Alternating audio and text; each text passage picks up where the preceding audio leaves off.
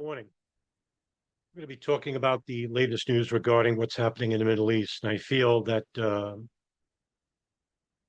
I have not reported on this much over the last couple of months.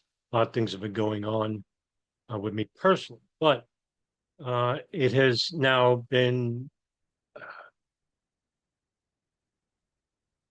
the escalation has been absolutely horrifying. Now, I did previous videos regarding daily updates on what's happening in Gaza.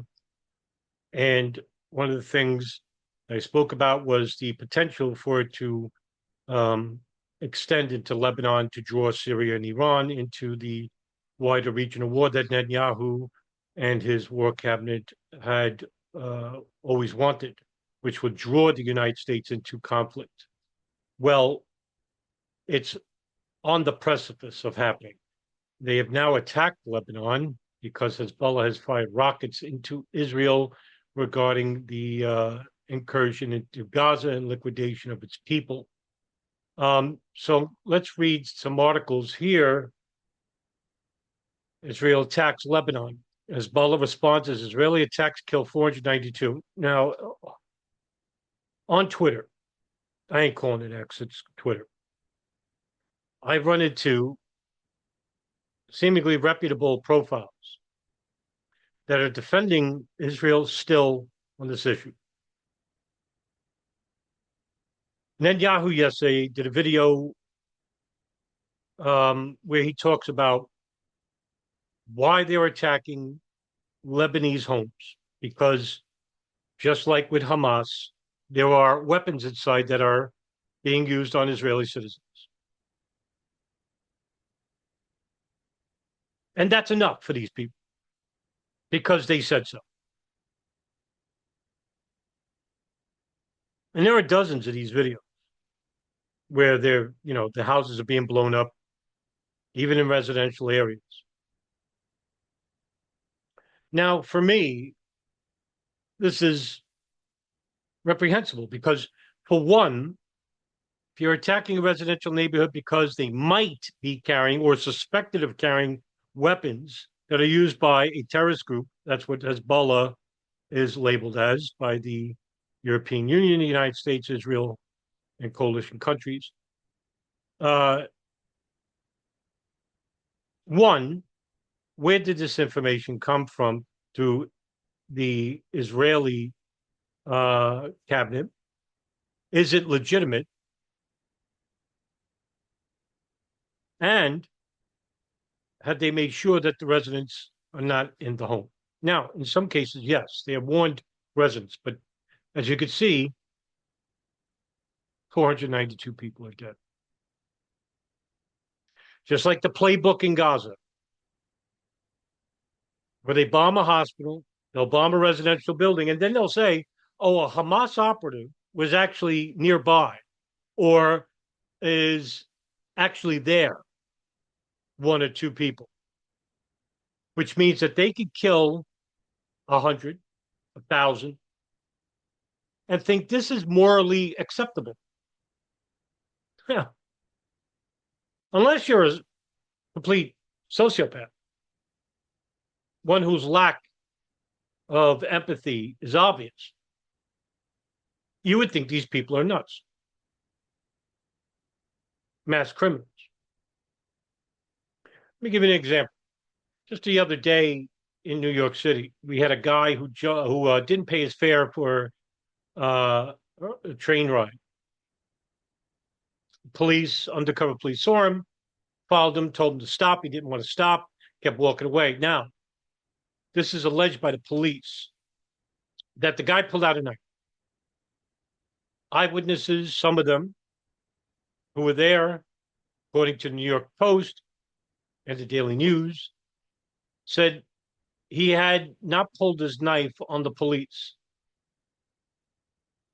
There's actually a photo of the guy who has a knife, but it doesn't show him pointing at the police.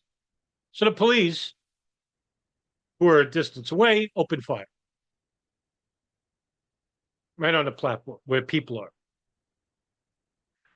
3 people were injured. the guy with the guy who jumped, didn't pay the fare, a male who basically was shot severely injured, and another person who was injured by a bullet, but not as severe. Okay, what's the next steps? Well, the next steps are the media reports it. There's public outrage. Police are on suspension till their NYPD investigation is finished. And if there's criminal negligence, they could be either fired and or arrested, charged even for attempted negligent homicide or assault, because these cops don't get charged. It's rare they get charged for like a second or third degree murder or even manslaughter, right? The guy's not dead, so it's assault, maybe second degree. But still, they get charged, and they're no longer on the police force. Now, let's use that analogy on the Israeli military. Israeli military says, there's a Hamas operative, but there's 50 people around him. Nevertheless, we'll just drop a precision strike on them and kill them all. And they do.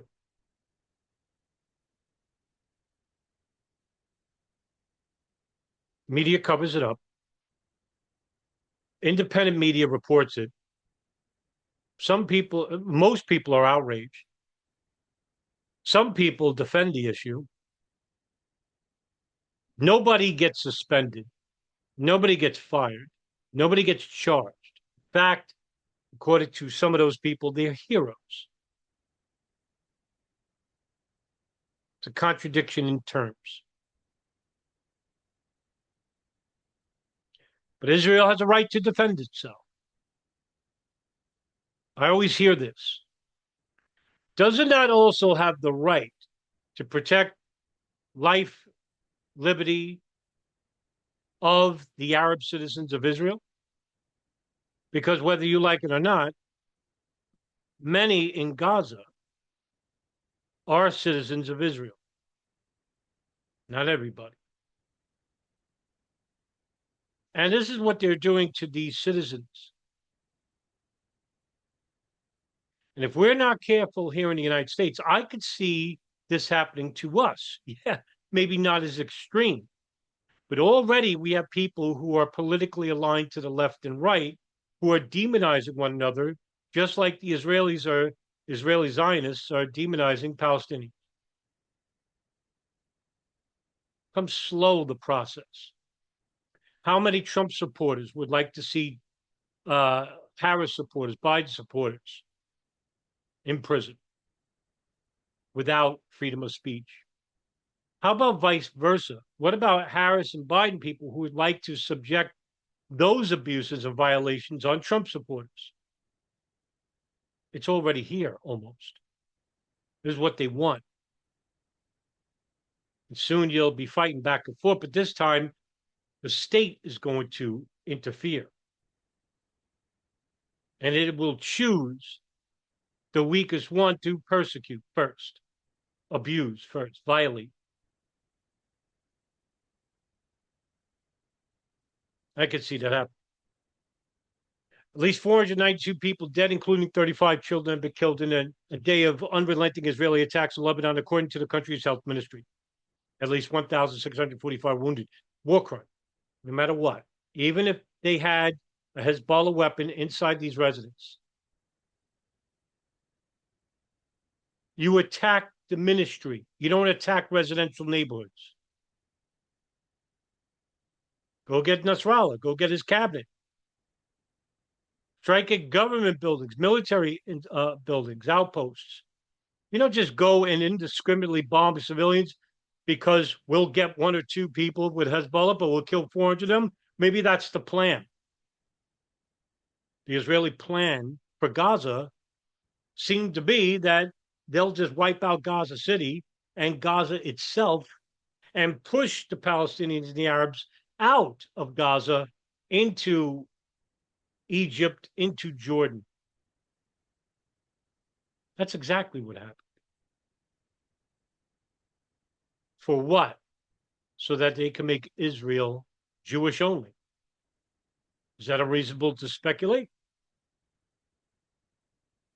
Lebanon says Hezbollah fired a barrage of missiles at Israel air bases in response as world leaders in the United Nations called for urgent de-escalation. Turkey warned Israel's offense on Lebanon could drag the entire region into chaos. The Gaza Strip Israeli airstrike killed at least 24 people over the past day, including a mother and her 4 children in central Deir Bala. Now, again, if I were to be a bank robber and I come out of the bank and I have 4 hostages and the police see me come out, they open fire, killing me and all 4 hostages.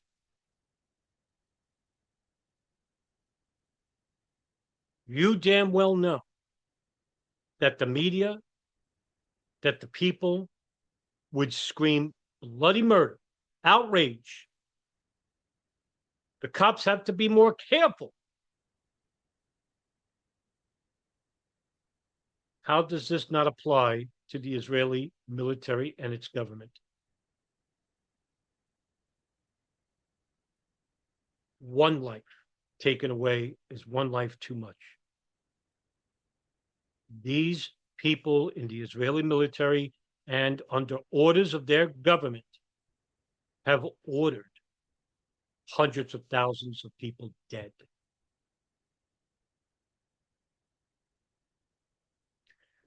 Netanyahu considering plan to force all Palestinian civilians out of northern Gaza to besiege Hamas is what I was talking about. Now, the plan, Netanyahu's plan, is to basically rebuild Gaza to have Palestinians live there. But I'm here to tell you, I'm going to show you an article where that's not really the case. It's not totally accurate. Now, I've seen some anti-Semitic, anti-Jewish, I should say anti-Jewish, false reporting about, he's going to wipe out all of Gaza and just put all settlements with U.S. money behind it. That's not true. Israeli Prime Minister Netanyahu is considering a plan to force all Palestinian civilians out of northern Gaza into Gaza City in order to lay siege to Hamas and force the release of hostages. It's unclear how many Palestinians remain north of the so-called Netzam corridor, which splits Gaza in two. But estimates run into the hundreds of thousands. The plan does not mention whether or when or how civilians would be allowed to return to Gaza. That's important. Because Netanyahu has a long-term plan for Gaza. As you can see, it doesn't mention on how civilians would be allowed to return. They could return, but how? Did he have to go through extra security checkpoints or additional security checkpoints into their background? Certain Gaza people who are affiliated with the Israeli government, I don't know. I don't know, informants or whatever. People with no connection to Hamas, of course, or the Palestinian jihad, obviously.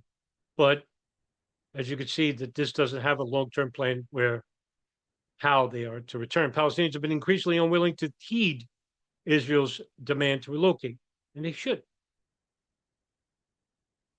The idea comes from a group of retired Israeli military generals who have formally presented it to the Israeli cabinet and a powerful paramilitary committee.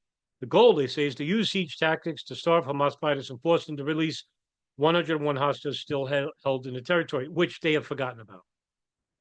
Israel has already stated, the Israeli government has already stated that the hostages are not the primary concern here. The primary concern is the defense of Israel, whatever that means. If we have to kill, as many people as we want, it doesn't matter because we don't adhere to international law because we're not co-signers of the Rome Statutes. We also don't care what the United States has to say, even though, the United States does have a heavy influence on Israel. It goes both ways. Thirdly, they don't care what any other country says.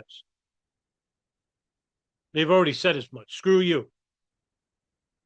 And it's not like they're going to be criticizing Israel, most of these countries, governments, because they're bought and paid for or influenced by some nefarious agenda or whatever. Maybe not. Maybe they're just blind loyalty to Israel.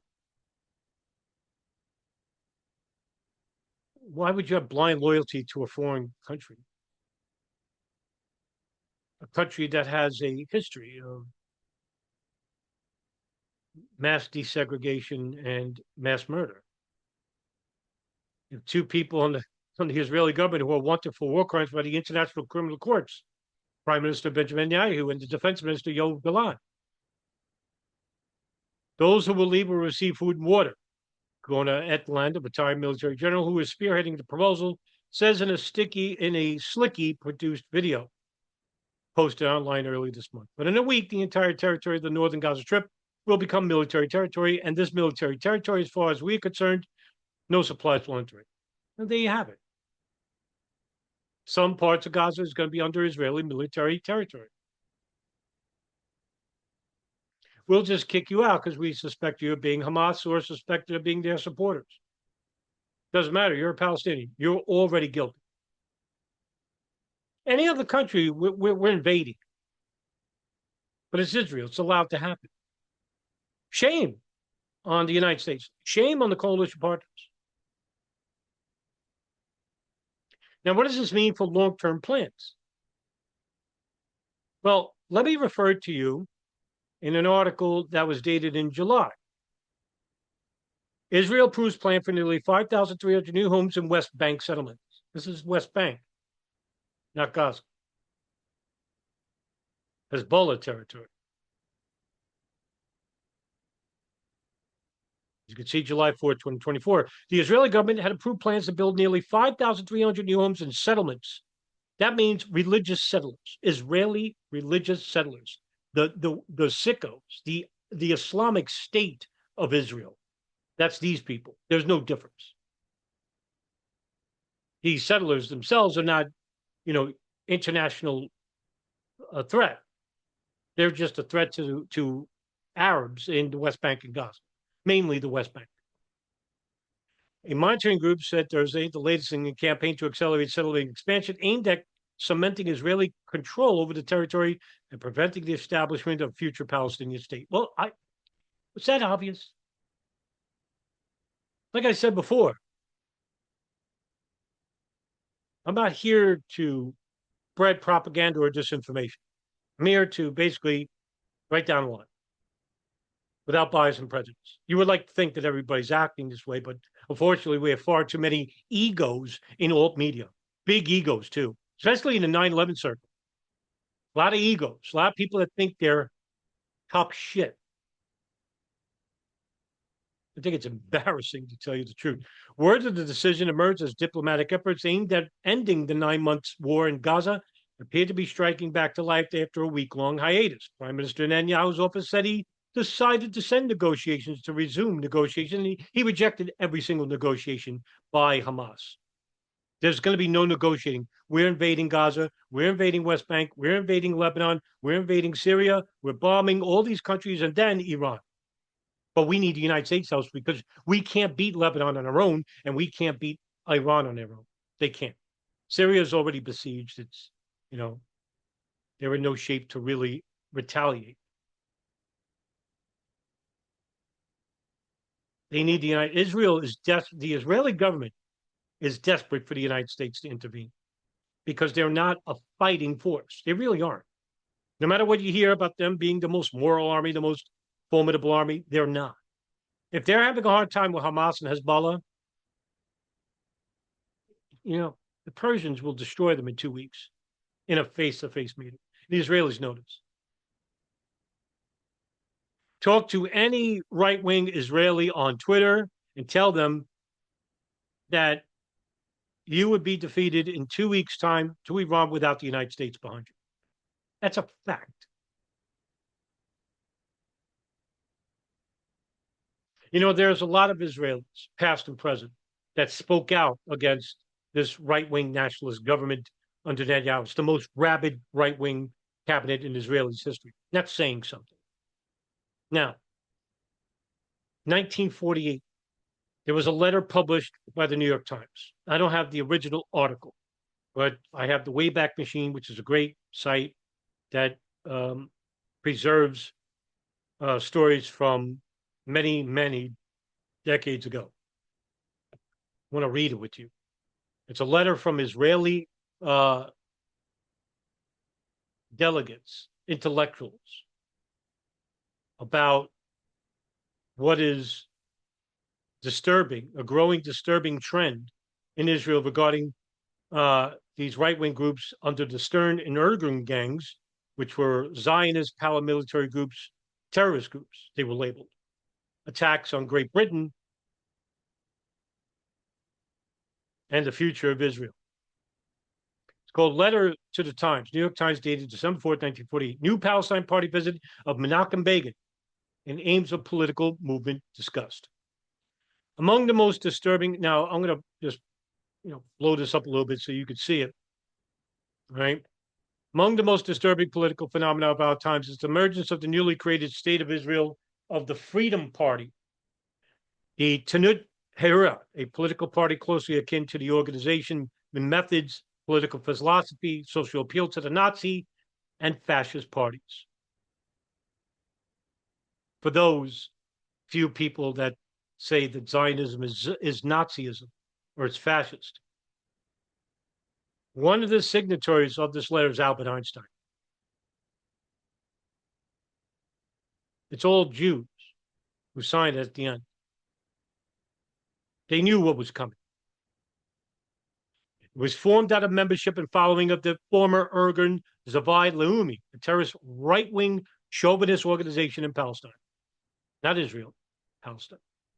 The current visit of Menachem Begin, leader of this party, to the United States is obviously calculated to give the impression of American support for this party in the coming Israeli elections and to cement political ties with conservative Zionist elements in the United States. This sounds just like Wahhabism in Saudi Arabia under King Ibn Saud when he visited Roosevelt on the USS, I forgot the name of the ship, forgive me. That was 42 or 38, something like that. To normalize ties with Wahhabis that gave us groups like Al-Qaeda, Abu Sayyaf, and Islamic State, right? It is inconceivable that those who oppose fascism throughout the world, if correctly informed as to Mr. Begin's political record and perspectives, could add their names to support to the movement he represents. But the United States has always adhered to far-right political guidelines, has always advocated to the party that is the most right-wing. Why? Because they're the most reactionary. Whereas the left, in terms of the left and the extreme parts of the left, they're more calculated in their criminal acts, in terrorism. The right are not. They're just not. They just react. So that's easy to move these people because they're mostly illiterate and mostly, just willing to use violence first without thinking. CIA uses these groups. You saw this in Iran-Contra, in Ecuador, in Garbez, in Syria, in Libya, in Iraq, right? Timber Sycamore, Operation Cyclone, with funding weapons to these, orthodox right-wing groups, terrorist Arab groups. We don't send weapons to the left like Hezbollah or Syria, or in Lebanon, or in Iran, where the Iranian Revolutionary Guard. No, we send weapons to these other right-wing groups because we could use them for violence. Before irreparable damage is done by the way of financial contributions, public manifestations in Begin's behalf and the creation of Palestine are the impression that a large segment of America support fascist elements in Israel. The American public must be informed as to the record and objectives of Mr. Begin and his movement.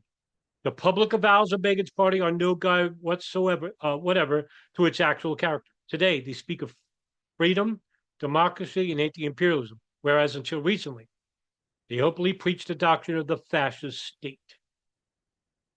It is in the actions that the terrorist party betrays its real character. From its past actions, we can judge what it may be expected to do in the future. It's signing it. You can see all these people signing it. Isadora Abramowitz, Hannah Arnott, Rabbi Jesron Cardozo, Selig Harris, right? Fritz Rohlich, Samuel Pittick, Shuma Singer, Albert Einstein. Now, we need more voices to speak out on this subject because it's going to affect us. Evidently, the United States is going to intervene. The war with Iran is almost a fact, unless there's some miracle that some country, basically a powerful country, brokers a peace agreement. The United States doesn't care about peace. They're signing missiles to send to Ukraine. They're signing missiles to send to Gaza. We're led by a nation of psychopaths. That's why I tell people not to vote. Protest in the streets. Those of the left and right, you're not different from each other. Protest. Because if we don't, humanity's existence is at stake. Not use that as an exaggeration. Because if we engage with the war with Iran, if we engage with the war with China that the right want, we are going to be facing a potential outcome in a couple of years of World War III, led by a nation of psychopaths who sign missiles to be used to kill people, but won't sign off on funding to be used to keep people alive here in the States and elsewhere. All right, guys, thank you very much for tuning in. I'll do more of these latest videos from now on. Have a good day, everybody.